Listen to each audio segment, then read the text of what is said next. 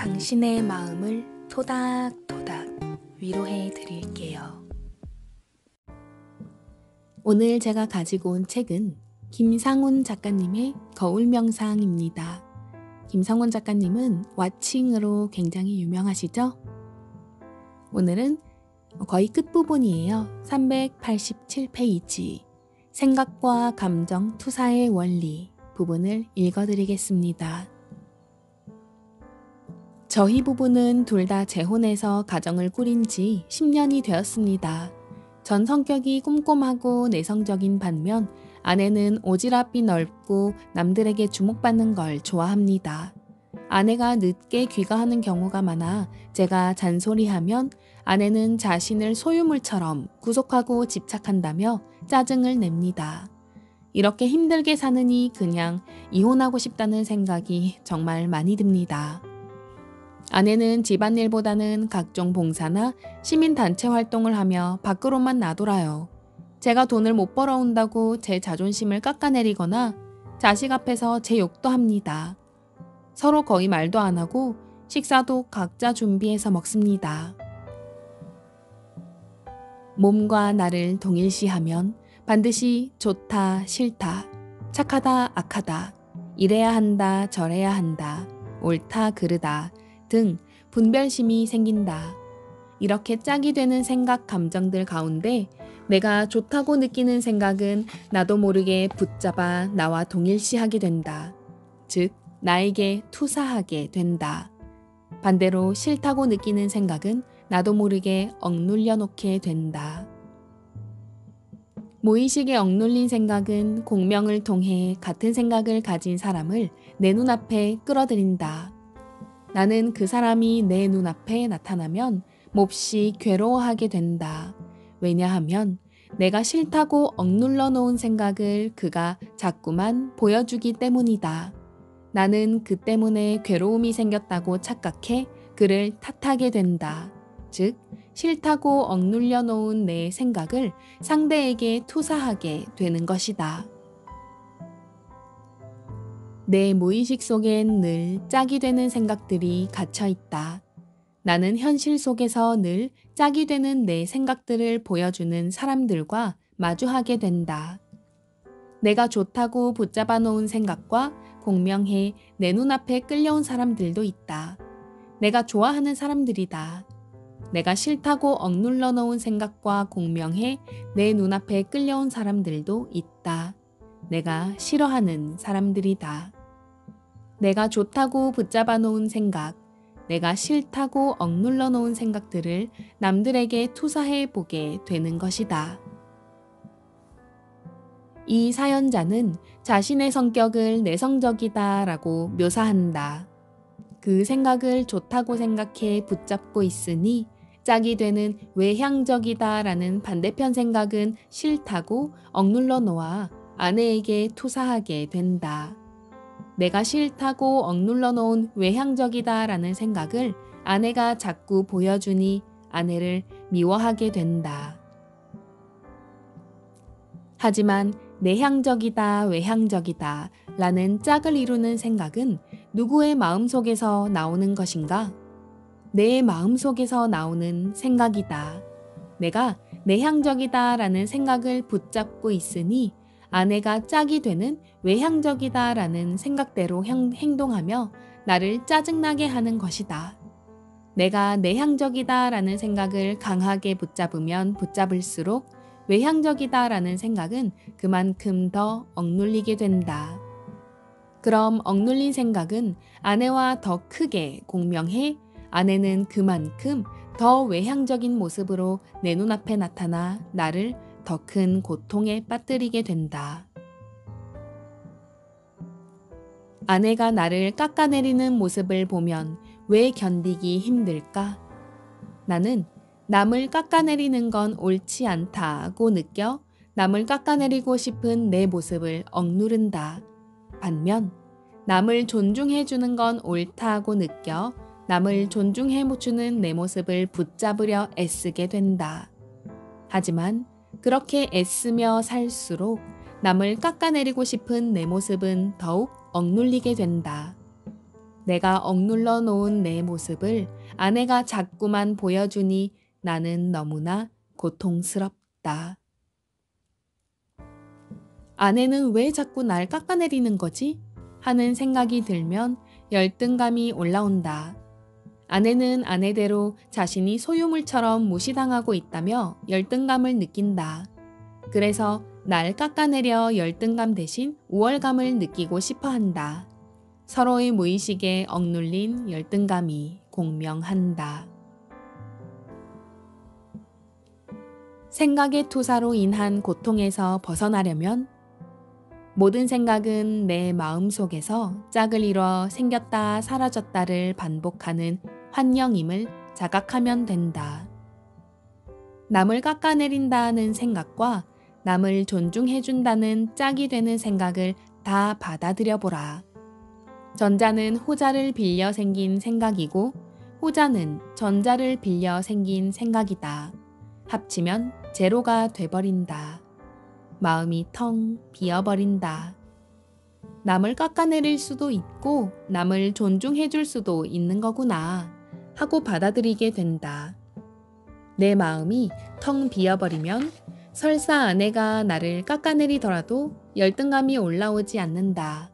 또 반대로 아내가 나를 축혀 세우더라도 우월감이 올라오지 않는다. 내가 괴로운 건 상대 때문이 아니다. 내가 짝이 되는 두 생각 가운데 어느 한쪽 생각을 붙들고 있기 때문에 반대쪽 생각을 보여주는 상대가 내 눈앞에 나타나 괴로운 것이다. 다음 사연을 보자. 저는 30대 후반 주부입니다. 영상을 보며 거울 명상을 공부하던 중 남편만 보면 자꾸 짜증이 올라와서 남편이 왜 싫은지 살펴보니 제 친정아버지와 닮은 점이 참 많더군요. 그래서 나로 투사된 것과 남편에게 투사된 것을 적어보았어요. 나에게 투사, 강요하지 않는다, 긍정적이다, 합리적이다, 아이에게 상냥하다. 남편에게 투사, 상대에게 강요한다, 부정적이다, 비합리적이다, 아이에게 무뚝뚝하다. 적다 보니 좋은 것은 나에게 투사하고 안 좋은 것은 남편에게 투사했었네요.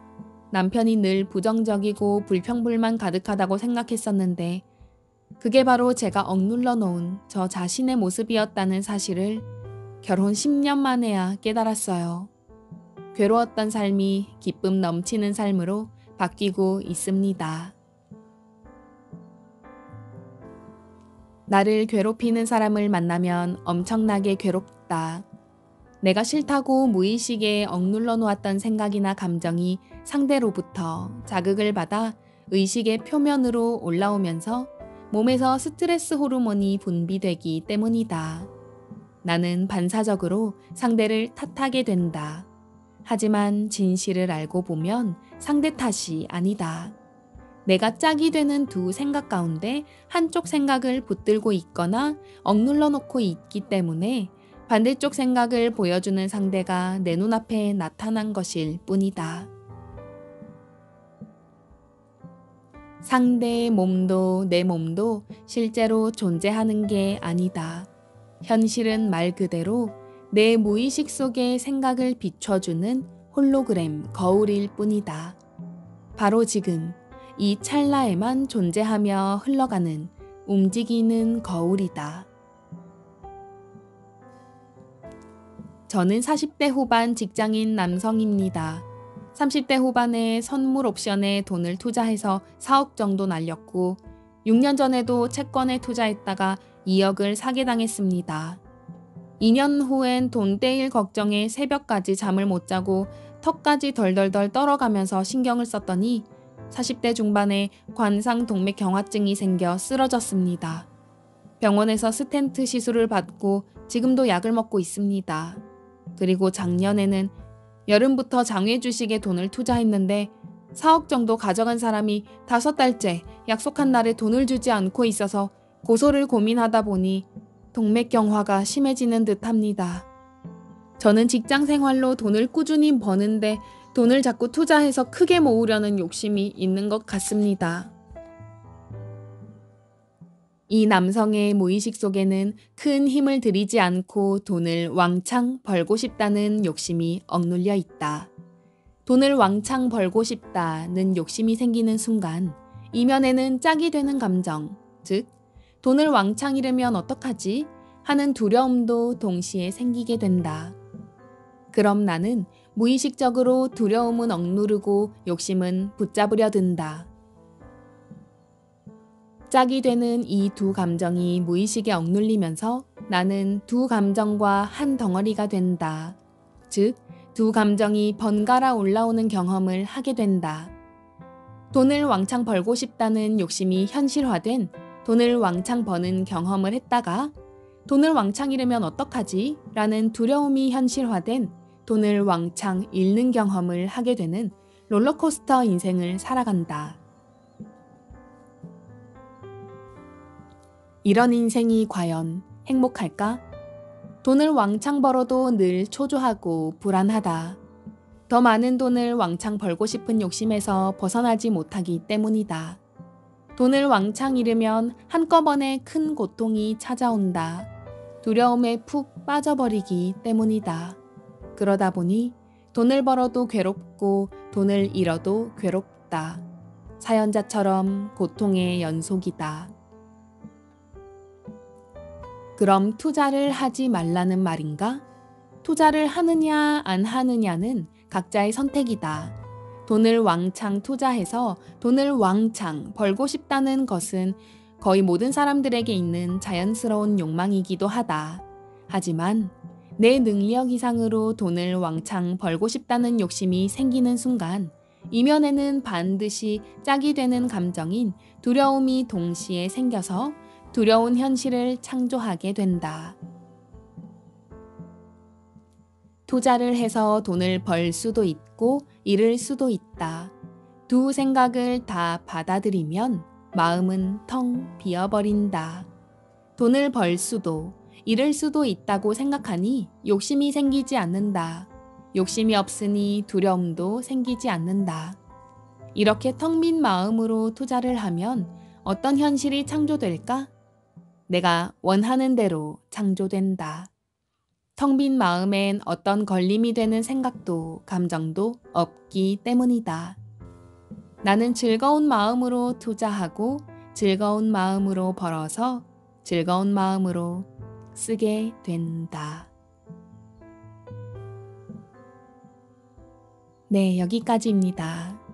이 투사의 원리에 관심이 없으셨던 분들은 좀 이해하기 힘드실 수도 있겠다는 생각이 들어요. 저도 이 투사라는 단어와 이 상황을 이해하는데 꽤 오랜 시간이 걸렸고요.